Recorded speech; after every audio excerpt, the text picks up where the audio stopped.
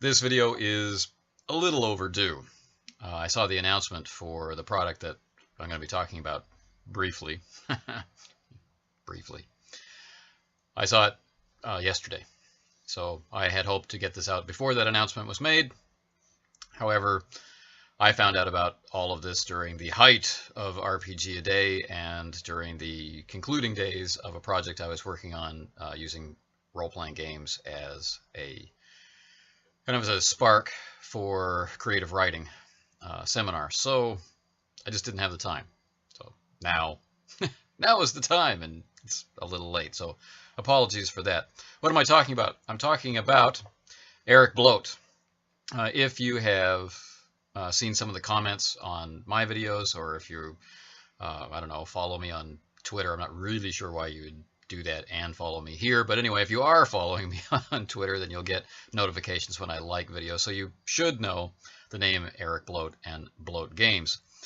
Now, on this channel, we don't tend to talk an awful lot about OSR games directly, although there's an awful lot of the underlying philosophy of old school play, which is part of the underlying philosophy of play here. We can't really get to where we are now without having been where we were then, and as now people are very busily recreating where we were then in order to help people who weren't alive then learn those lessons. The OSR is, as always, extremely relevant and a source of inspiration. So now that that brevity-threatening preamble is out of the way, what exactly is this video about?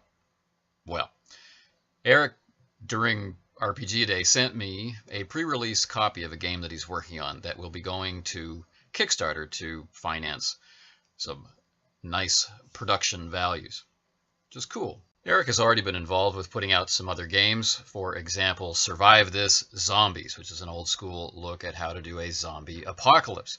This game, and I guess probably the reason why he sent me a preview copy to take a look at and talk about, is that I was alive during this period of time. Yes, great. With great age comes opportunity.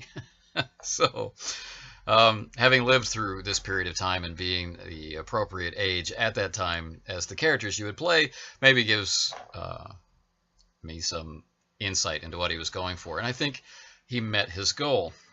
The game is set in the 80s among teenagers who have to survive their environment. And there's all kinds of stuff in here that evoke the 80s.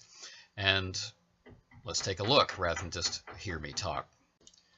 One of the first things I think you'll notice when you open up the game is that it's a true homage to things past and present which look to the past.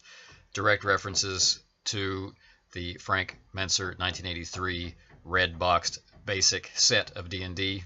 You're looking at something that evokes that feeling very strongly. Plus, there are signs here and there of influence by TV shows such as Stranger Things. The table of contents is packed. This is a 200-page supplement, and it's loaded with all kinds of things. And one of the most significant among them, I think, is a really good example of play. If you made it through my RPG Day answers, you might remember that examples of play were one of the things I consider to be essential in a game. This one is really good. It captures the mood both of the players, and it clearly connects you to the game system if you happen to be a new player who is trying to figure out how to play. Now, to go back to the table of contents, like I said, it's loaded, and it's loaded with very useful things, such as what are the differences between the 80s and now? Other helpful tools are direct callbacks to the films and the attitudes of the day, so that the character classes represented are actually drawn from things like The Breakfast Club or Weird Science. I mean, you could show somebody who is not alive at this time The Breakfast Club, and within minutes have them understanding what this class is all about. On one hand, people don't change that much from generation to generation, and on the other hand, there's a vast gulf between generation and generation when it comes to things like fashion, language, technological assumptions, and who gets to be cool. So, what is this game called? Sharp-eyed viewers will already know the title of the game was shown earlier in the clip. The name of the game is Dark Places and Demogorgons, a nice harkening back to the recent hit, especially among older gamers, Stranger Things, with its iconic, mysterious villain prowling in the darkness. So, I think this will conclude my quick overview and primarily my congratulations to Eric for reaching this point. The games look good, they feel good, they not only hit you with that nostalgic vibe, they make you recognize that this is a very playable game. In a very short period of time, you can go through. There's a player section just for the players to get them ready to play their first session. There's a game master section that imagine speaks directly to the game master, and when those two things come together, I think it'll be pretty hard to escape having a good time, especially if you take advantage of the availability of media. Show the people who are playing something like The Breakfast Club. Show them something like John Carpenter's The Thing.